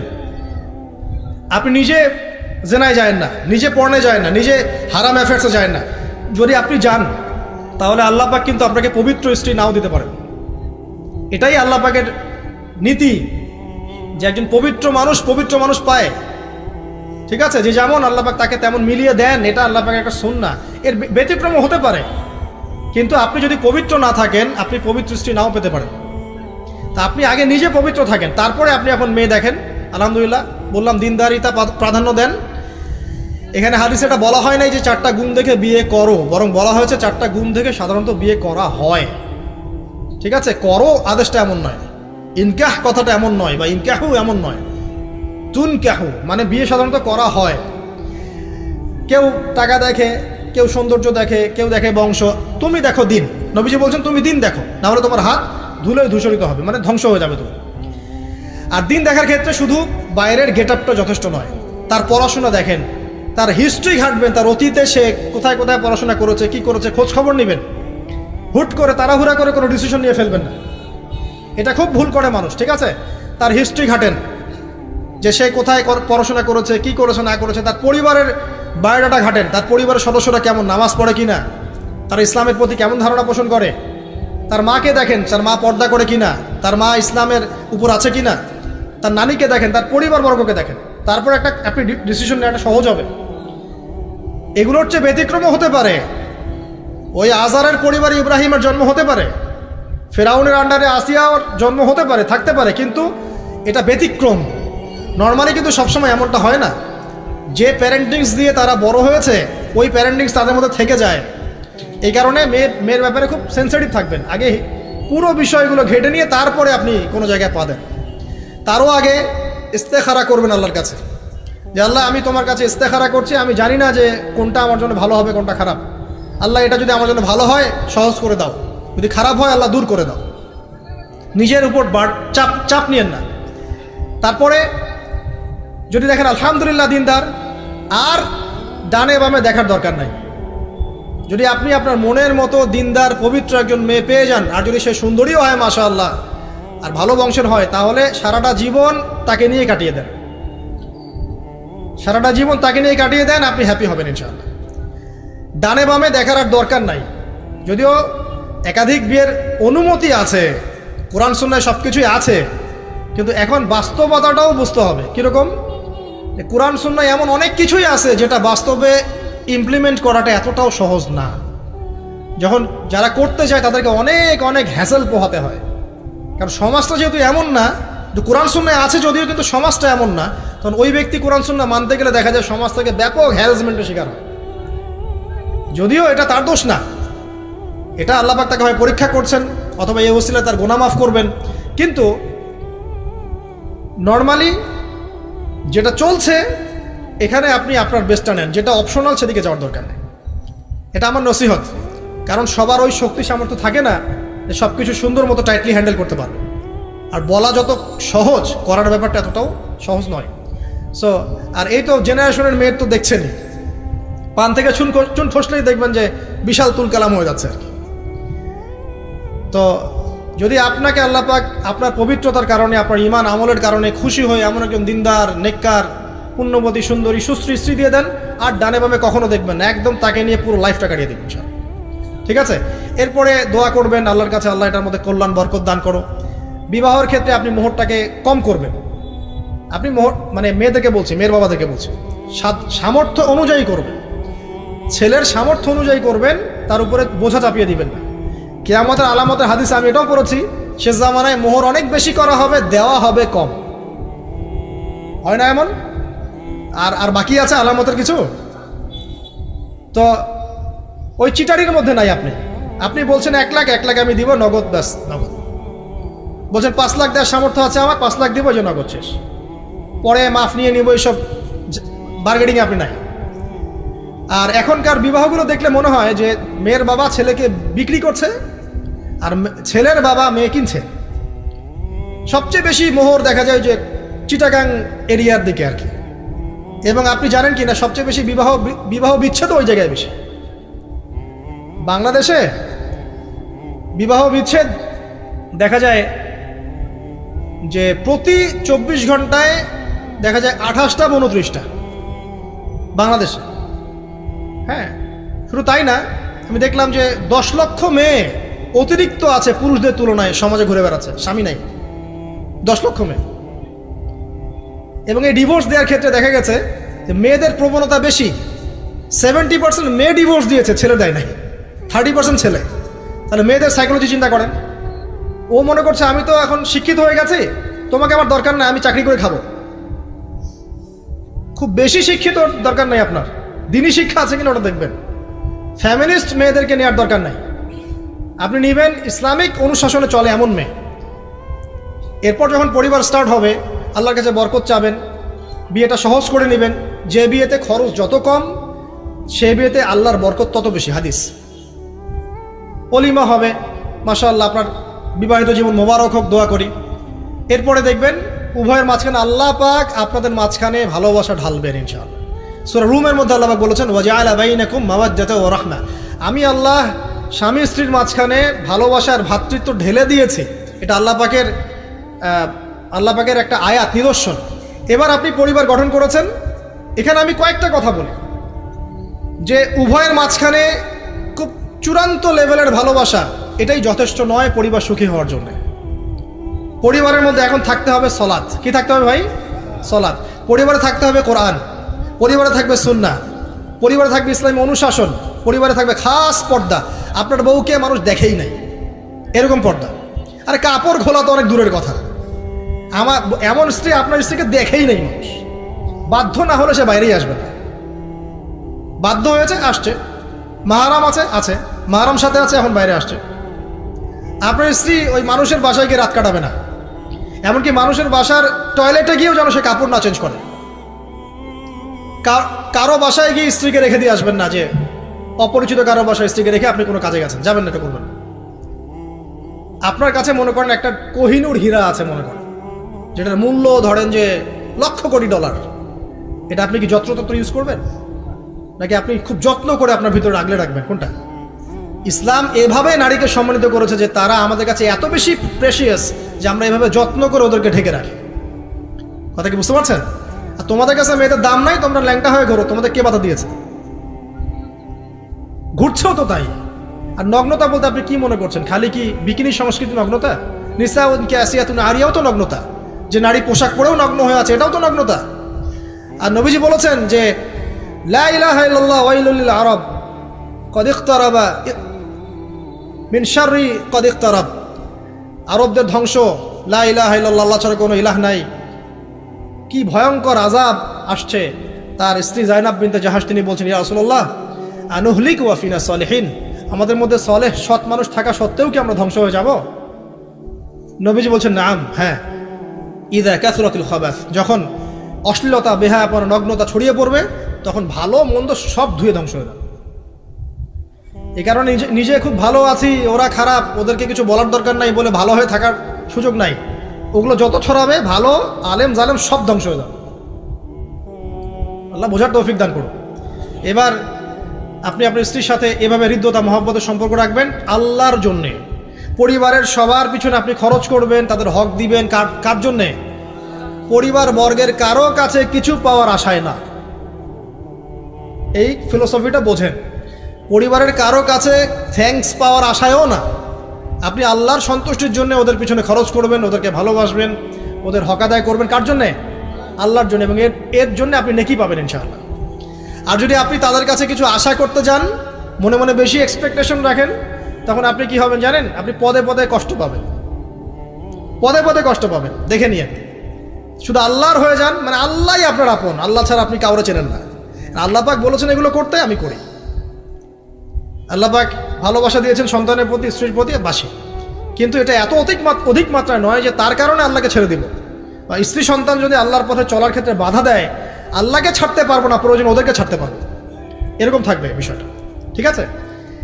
আরেকটা কথা বলি, শুধু ভালোবাসাই আদর্শ দাম্পত্যের জন্য যথেষ্ট নয়। এখানে প্রয়োজন হচ্ছে একে অপরের প্রতি সম্মানবোধ থাকতে হবে, একে অপরের প্রতি বিশ্বাস থাকতে হবে। বিশ্বাস না থাকলে ওই পরিবারে শান্তি থাকে না। আপনি অনেক বড় আলেম, কিন্তু যদি আপনার স্ত্রী আপনাকে বিশ্বাস না করে, আপনি শান্তি পাবেন না। আপনি জানছেন আপনি ইনোসেন্ট, আপনি অনেস্ট, কিন্তু আপনার পরিবারের সদস্য, আপনার স্ত্রী আপনাকে বিশ্বাস করছে না, তখন আপনি পরিবারে সুখ পাবেন না। বিশ্বাস খুব ইম্পর্টেন্ট। আমি তো বলি যে ভালোবাসার চেয়ে বিশ্বাস বেশি ইম্পর্টেন্ট। কারণ আগে ইমান না আগে আমল? কোনটা আগে? ইমান মানে কি? বিশ্বাস না? আগে বিশ্বাস, তারপরে না আমল? ভালোবাসা একটা আমল, আর বিশ্বাসটা কি? ইমান। আমার প্রতি যদি আপনার ইমান না থাকে, তাহলে আপনি আমাকে ভালোবাসবেন কিভাবে? বিশ্বাস থাকতে হবে, স্বামীর প্রতি স্ত্রী, স্ত্রী প্রতি স্বামী। এবং এখানে পুরুষদেরকে সহনশীল হতে হবে, কারণ আপনার স্ত্রী সারা জীবনে আপনাকে প্রচুর পেইন দিতে পারে, এবং এটা মেয়েদের ফিতরত। এখানে সবরের জাজল্যমান দৃষ্টান্ত স্থাপন করতে হবে, নসিহত করতে থাকতে হবে ততদিন পর্যন্ত যখন আপনি দেখছেন যে হ্যাঁ এগুলোতে কাজ হচ্ছে। যদি করতে করতে করতে করতে কাজ না হয়, দেখা যায় এই ফিতনায় জর্জরিত থেকে আপনার দিনের পথে চলাটা ব্যাহত হচ্ছে, তখন আপনার উচিত হবে আসহাবুল কাহাফের মতো চিন্তা করা। ইশারা দিলাম, যথেষ্ট। পরিবারে পর্দা থাকবে, সন্তান হবে। এখন আলহামদুলিল্লাহ সন্তানদেরকে প্রতিপালন করবেন ওই যে মা হাজারা তার মতো, ওই যে আপনার কি বলবো, রাসূলুল্লাহ সাল্লাল্লাহু আলাইহি ওয়াসাল্লামের সাহাবায়ে কেরাম তাদের মতো করে।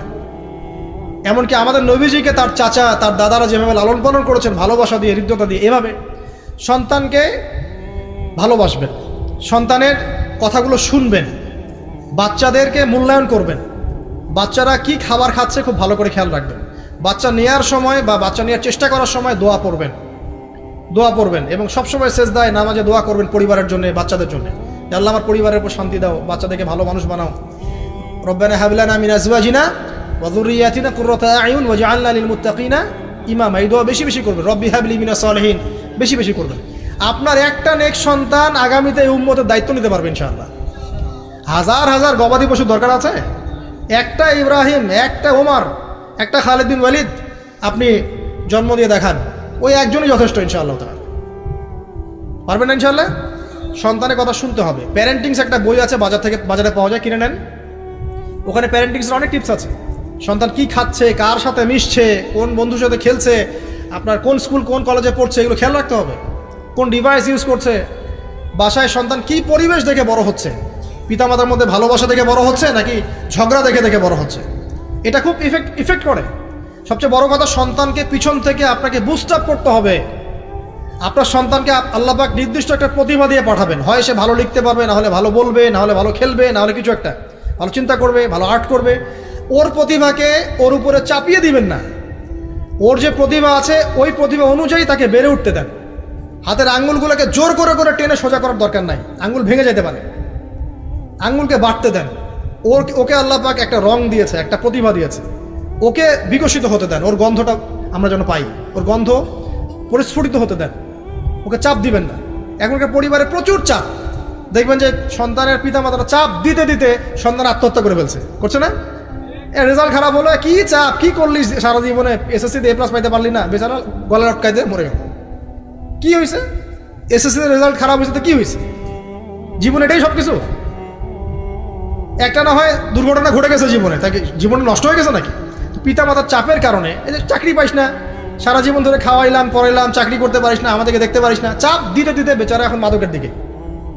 পরিবারের চাপ নিতে পারে না, ওই যে মাদকের কাছে গিয়ে শান্তি খুঁজতেছে, তারপর ওই যে পতিতালয়ে গিয়ে শান্তি খুঁজতেছে, ওই গার্লফ্রেন্ডের কাছে শান্তি খুঁজতেছে। তো পরিবার থেকে চাপের এই সংস্কৃতি বন্ধ করতে হবে। পরিবারের সন্তানদেরও পিতামাতাকে চাপ দেওয়া উচিত নয়, পিতামাতারও উচিত নয় সন্তানকে চাপ দেওয়া। বরং তার প্রতিভাটাকে ফাইন্ড আউট করে আপনি বিচক্ষণ বাবা হিসেবে আপনি দেখবেন যে তার প্রতিভা কোন দিকে আছে, সেদিকে আপনি তাকে নিয়ে যাবেন। আর যদি আপনি আল্লাহওয়ালা হন, দেখবেন ইনশাআল্লাহ তার প্রতিভা ইসলামের দিকেই থাকবে ইনশাআল্লাহ। ইমাম বুখারীর মায়ের কথা শোনেন নাই? তার মা সারাদিন কান্নাকাটি করে দোয়া করতো, আল্লাহ আমার ছেলেটাকে দিনের জন্য কবুল করো, আমার ছেলেটাকে দিনের জন্য কবুল করো। তার চোখের সমস্যা ছিল, তিনি চোখে ভালো করে দেখতে পারতেন না। মায়ের দোয়ার বদৌলতে আল্লাহ পাক তার চোখের সমস্যা দূর করে দিয়েছেন। এখন ইমাম বুখারী রাহিমাহুল্লাহর কিতাব সবাই পড়ছে না? একজন মায়ের তাড়না দেখেন, মা সন্তানের জন্য দোয়া করবে, আল্লাহ আমার সন্তানটাকে দিনের জন্য কবুল করো। বাবা দোয়া করবে, আল্লাহ আমার বাচ্চাটাকে দিনের জন্য কবুল করো। এই যে বাবা নূহের তাড়না দেখেন, ইব্রাহিম আলাইহিস সালামের তাড়না দেখেন, রব্বি হাবলি মিনাস সলিহিন, আল্লাহ আমাকে সুসন্তান দান করো। চাপ দিয়েন না, সন্তানের প্রতিভা অনুযায়ী আপনি তাকে বিকশিত হতে দেন, ইনশাল্লাহ দেখবেন একদিন সে আপনার মুখ উজ্জ্বল করবে ইনশাল্লাহ। আর চাপ দিলে কি হবে জানেন? অকালেই ঝরে পড়বে, অকালে ঝরে পড়বে, ওর মাইন্ডটা বিক্ষিপ্ত হয়ে যাবে, তখন পরিবার থেকে তার একটা দূরত্ব সৃষ্টি হবে। আর ওই সুযোগ শয়তান নিবে, খারাপ বন্ধুর পাল্লায় পড়বে, আয় গাঁজা একটা টান দে, আয় একটু ইয়াবা খা, একটু এটা কর সেটা কর, আস্তে আস্তে দেখবেন হারায় গেছে অন্ধকার জগৎ। আর অন্ধকার জগৎ একবার হারায় গেলে আর ফিরে পাবেন না। এর কি প্র্যাকটিক্যাল কথা না ভাই? মেয়েকে চাপ দিবেন, দেখবেন যে বেঁকে বসছে। যদি ছোটবেলা থেকে মেয়েকে আপনি সুন্দর হিজাব পোশাক তরবিয়ত দিতে পারেন, এই মেয়ে বড় হয়ে ইনশাল্লাহ বেলাইনে যাবে না। কিন্তু ছোটবেলা থেকে ওকে যদি আপনি নায়িকাদের মতো মানুষ করেন আর বড় হয়ে পস্তাবেন আমার মেয়ে কেন ছেলের হাত ধরে পারা গেল, এটা তো আপনার জন্য হয়েছে। ছোটবেলা থেকে এই সন্তান অনুশাসনটাকে ঠিক করতে হবে। ওই যে বললাম, পিতা মাতা যদি দিনদার মুত্তাকি পরেজগার হয়, তাদেরকে দেখেই সন্তান শিখবে। আমরা যখন সেজদা করি, আমাদের ছেলেমেয়েরা পিঠে উপর উঠে আসে না? ওরাও দেখবেন সেজদা করার ট্রাই করে না? মসজিদে নিয়ে আসেন বাচ্চাকে, দেখবেন ও দেখে দেখে দেখছে যে কি করছে এরা, কি করছে। ও তখন নিজেও একটু হাত বাঁধার চেষ্টা করে, এমন করে দাঁড়া থাকে, খেয়াল করে নাই? হাত তুলে। বাচ্চারা দেখে শিখবে, পরিবারে দেখে বাচ্চারা শিখবে যে পিতা মাতা কেমন, কিভাবে কথা বলে, পিতা কেমন করে মায়ের সাথে কথা বলছে, মা কেমন করে পিতার সাথে কথা বলছে, সে ওইভাবেই কথা বলবে। যে পরিবারে ওমরের মতো পিতা আছে, ওই পরিবার কি খারাপ হতে পারবে? যে পরিবারে হাজরা আলাইহিস সালামের মতো মা আছে, ওই পরিবার খারাপ হতে পারে? তো প্যারেন্টিংটা ঠিক করতে হবে, নৈতিক আদর্শের সাথে তাদেরকে ভালো খাবার দিবেন, খাবারের ব্যাপারে সচেতন থাকবেন, কার্বোহাইড্রেট পাচ্ছে কিনা, প্রোটিন ঠিকমতো পাচ্ছে কিনা, ভিটামিন পাচ্ছে কিনা, হ্যাঁ ও পরিষ্কার পরিচ্ছন্ন থাকছে কিনা, পরিবারটা থাকবে নিট অ্যান্ড ক্লিন, চকচকা। এখানে যেন মানে আর বলে না যে পবিত্রতা ইমানের অর্ধেক, হাদিস আছে না? মানে পরিবারগুলো হবে নিট অ্যান্ড ক্লিন, ঝকঝকা, রুচিশীল। এখানে যেন নোংরা বিষয় না থাকে, নোংরা আবর্জনা, বাথরুম ঠিক নাই, এটা ঠিক নাই, এমন না, ঝকঝকা পরিবার। আপনার সামর্থ্য অনুযায়ী আপনি করবেন, কারণ পরিচ্ছন্ন না থাকলে বাচ্চা কাছে অসুস্থ হবে বেশি। অসুস্থ হলে পরে আপনার পেরেশানি, ওরা খাবে না ঠিকমতো, রুচি ঠিকমতো থাকবে না, বাতটা ঠিক বাড়বে না ঠিকমতো। তো পরিচ্ছন্নতার সাথে সঠিক খাবার, সঠিক প্যারেন্টিং, ইসলামিক তরবিয়ত এবং তার উপর চাপ প্রয়োগ না করে তাকে তার প্রতিভাটা বিকশিত হতে দেওয়া। চাপ প্রয়োগ না করার মানে এই নয় যে আপনি শাসনই করবেন না, পরিবারের উপর শাসন লাঠি থাকবে, কিন্তু ওটার যত্রতত্র প্রয়োগ করবেন না। যদি আপনি একদিন খুব বেশি পিটায় দেন, তারপর থেকে আপনার সন্তান আপনাকে ভয় পাবে না। কিন্তু আল্লাহ পাক কোরআনের জন্য বারবার একটা সাইকোলজি অ্যাপ্লাই করেছেন যে জাহান্নামে শাস্তি কিন্তু দিব, শাস্তি কিন্তু দিব, শাস্তি কিন্তু দিব। এই যে ভয়, আমরা কিন্তু ভয়েই জাহান্নাম থেকে দূরে আছি। তো এটা একটা সাইকোলজি। এভাবে পরিবার এগিয়ে যাবে ইনশাল্লাহ। সন্তান বড় হবে, আপনি মিরাস, সন্তানের মিরাস ডিস্ট্রিবিউট করবেন, যার যার হক তাকে তাকে দিবেন। তারপরে পরিবারের মধ্যে আর কয়েকটা বিষয় জাস্ট শেষ করে দেই, যে পরিবারের মধ্যে নিয়মিত কোরআনের চর্চা থাকবে। সন্তান সন্ততি তারা ইসলামিক অনুশাসন পাচ্ছে কিনা, ইসলামিক পড়াশোনা করছে কিনা খেয়াল রাখতে হবে। যদি জেনারেল লাইনেও পড়ে, তারপরেও আপনি ইসলামিক টিচার দিয়ে হলেও, মাদ্রাসায় পার্ট টাইম মাদ্রাসা দিয়ে হলেও কোরআন শেখান, হিফজ করান, ওকে এদিকেও গড়ে তোলেন, ওদিকেও গড়ে তোলেন ইনশাআল্লাহ। আমরা এমন প্রজন্ম যাচ্ছি না যারা এককেন্দ্রিক, আমরা যাচ্ছি এমন প্রজন্ম যারা কোরআন সুন্নাহকে হাতে নিয়ে ওয়ার্ল্ডকে ডিল করতে পারে, ওয়ার্ল্ডকে চ্যালেঞ্জ করতে পারে। এই চ্যালেঞ্জ করতে হলে আপনাকে সব ধরনের জ্ঞান অর্জন করতে হবে। খেয়াল রাখেন পরিবারে যেন ফ্রি মিক্সিংটা না আসে, পরিবারে যেন এই যে নারী পুরুষের অবাধ মেলামেশা না আসে। বেশিরভাগ ধর্ষণ হয়েছে বাংলাদেশে কাছের মানুষদেরকে দিয়ে, চাচার মাধ্যমে, মামার মাধ্যমে, কাজিনের মাধ্যমে, খালাতো ভাইয়ের মাধ্যমে, ফুফাতো ভাইয়ের মাধ্যমে, কাছের মানুষদের দ্বারা বেশি রেপ হয়েছে বাংলাদেশে। জরিপ পরিসংখ্যান দেখেন। অতএব ইসলাম যে বলেছে পর্দার বিষয়, এটা এমনি এমনি বলে নাই ও কাজিন হয় ওর সামনে এত ইয়া করার কি আছে, এইসব কনসেপ্ট চলবে না। পর্দাটা একদম ম্যান্ডেটরি। পরিবারের সালাম, পর্দা, অনুশাসন এটা ম্যান্ডেটরি বিষয়। না খেয়ে মরে যান তাও পর্দা ছাড়া যাবে না। মানে বিষয়টা এমন স্ট্রিক্টলি নিতে হবে, যদিও বা বাধ্যগত অবস্থায় আল্লাহ পাক আপনাকে ছাড় দিয়েছেন, কিন্তু আপনাকে এইভাবে শক্তভাবে ধরতে হবে। আল্লাহ পাক তৌফিক দান করুন। এর পাশাপাশি কিছু বিষয় বলবো যেগুলো মোটেই পরিবারে ঢোকানো যাবে না, এটা বলে শেষ করছি 2 মিনিট। 1, পরিবারের শিরক ঢোকানো যাবে না। শিরক কি কি, কত প্রকার, এটার জন্য কিতাবুত তাওহীদ নামে একটা বই আছে, পড়েন ইনশাল্লাহ পারবেন। পরিবারে বেদাতি আমল ঢোকানো যাবে না। 2, 3, পরিবারে হারাম রিজিক ঢুকানো। পরিবারে হারাম রিজিক ঢুকবে, ওই হারাম রিজিকের মানে টাকা দিয়ে আপনার রক্ত মাংস তৈরি হবে, এই রক্ত মাংস কিন্তু আল্লাহর অনুগত হবে না, ইল্লা মাশাআল্লাহ। হারাম রিজিক থেকে দূরে থাকতে হবে। পরিবারের মধ্যে ক্রন্দল যেন না থাকে, এই চেষ্টাটা আপনাকে করতে হবে। বললাম তো, এটা অ্যাভয়েড করার জন্যে আপনি আল্লাহর হয়ে যান, নসিহত করেন, হাজার নসিহত করেও যদি কাজ না হয়, আপনি নিজে আসহাবুল কাহাফ হয়ে যান, তাও ভালো।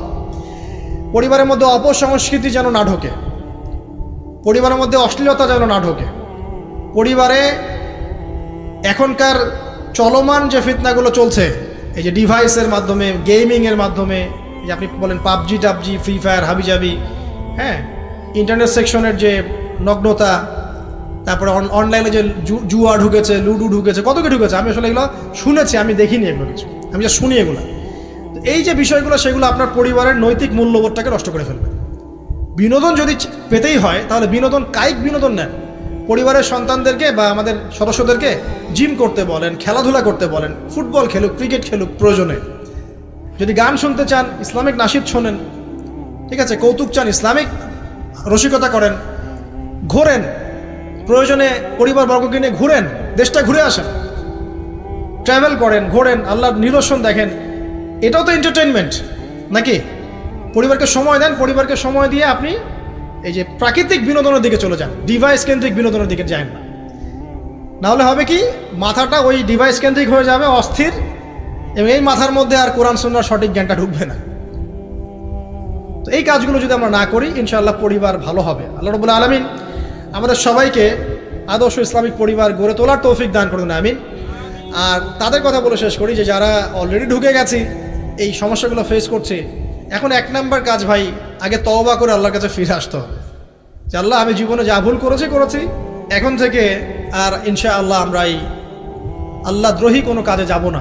এই তওবা ইস্তেগফার করে আপনার স্ত্রীকে ঠান্ডা মাথায় বোঝানোর চেষ্টা করতে হবে যে দেখো, আমরা তো এক পর্যায়ে পর্যন্ত চলেছি, জীবনটা তো অনেকদিন চলেই গেল, একসময় মরতে হবে। তো আমরা আল্লাহ এবং তার রাসূলের কথা শুনি, ফিরে আসি, অল্প অল্প করে শুরু করে নামাজটা পড়ো, তুমি একটু পর্দাটা করো। প্রথমে খাস পর্দা করছে না হয়তো, আপনি বলেন মাথায় কাপড়টা দাও অ্যাটলিস্ট, হ্যাঁ, বাইরে সবার সামনে যেও না, দিনকাল ভালো না, এখন মেয়েদের ইজ্জত সম্মানের ঝুঁকি হচ্ছে, এভাবে বোঝানোর চেষ্টা করেন। আস্তে আস্তে তওবা করে ফিরে আসলে পরে তখন আপনি নামাজটাকে বাড়ান, নফল আমল বাড়ান, দান সদকা বাড়ান, এবং বেশি থেকে বেশি আল্লাহর কাছে দোয়া করেন, আল্লাহ আমার পরিবারটাকে হেফাজত করো, আল্লাহ আমার পরিবারটাকে হেফাজত করো, বলতে থাকেন। এবং দিনই কাজে পরিবারকে ব্যস্ত রাখেন, এবং এরকম আদর্শ পরিবারগুলোর মধ্যে একটা কমিউনিটি গড়ার চেষ্টা করেন, অভ্যন্তরীণ যোগাযোগ রাখার চেষ্টা করেন। নাহলে একা একা তো চলা যাবে না। আপনি আদর্শ পরিবার গড়েছেন, পাশের বাড়ির লোকটা করে নাই, তখন সেখানে গিয়ে আপনার সন্তান শিখবে, সেখানে গিয়ে আপনার স্ত্রী শিখবে। তো দিনই পরিবারগুলোর মধ্যে একটা হৃদ্যতা, ভালোবাসা এবং নেটওয়ার্কিং তৈরি করেন। পাশাপাশি দিনই প্রতিষ্ঠান গড়ে তোলেন, প্রতিষ্ঠানের মাধ্যমে কিন্তু পরিবারের লোকজনের সাথে দেখা সাক্ষাৎ হবে, অনেকগুলো পরিবার সেখানে বাচ্চা কাচ্চা ভর্তি করা হবে, সেখানে দেখবেন একটা কমিউনিটি আপনি পাচ্ছেন।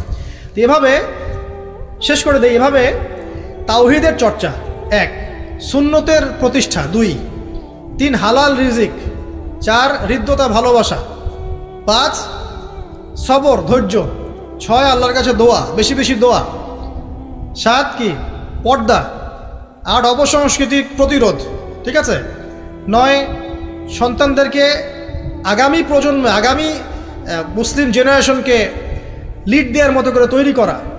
আর 10 মনে করেন আমাদের মেয়েদের দিকে, স্পেশালি মেয়ে, শিশু, কন্যা হোক, মেয়ে হোক, বোন হোক, মা হোক, তাদের দিকে স্পেশাল নজর রাখা। এই কাজগুলো করার মধ্য দিয়ে ইনশাআল্লাহ তাআলা আমরা ব্যক্তিগত পর্যায়ে আপোষে একটা আদর্শ পরিবার, জান্নাতের টুকরা করতে পারবো ইনশাআল্লাহ আযজা ওয়া জাল। এবং এই টুকরাগুলো যখন একে অপরের সাথে কানেক্টেড থাকবে, তখন আদর্শ সমাজ হবে ইনশাআল্লাহ। যখন এরকম করে পরিবারগুলো গড়ে উঠবে, তখন সমাজের কাঠামো চেঞ্জ হয়ে যাবে। আর ওই সমাজকে দিয়ে আপনি ইনশাআল্লাহ ইসলামিক কোনো রেভলিউশন প্রতিষ্ঠা করতে পারবেন, আদারওয়াইজ হয়তো পারবেন না। এর বিপরীতে যা আছে সবই শয়তানের কাজ, জাহেলিয়াত, ফাসেকি, জুলুম, অন্যায়, পাপাচার। এগুলো থেকে সম্পূর্ণ তওবা করে আল্লাহ পাক আমাদেরকে জান্নাতি আদর্শ পরিবার গড়ে তোলা তৌফিক এনায়েত করুন, আমিন। আমি এই বলে আমার সংক্ষিপ্ত আলোচনা এখানে শেষ করছি।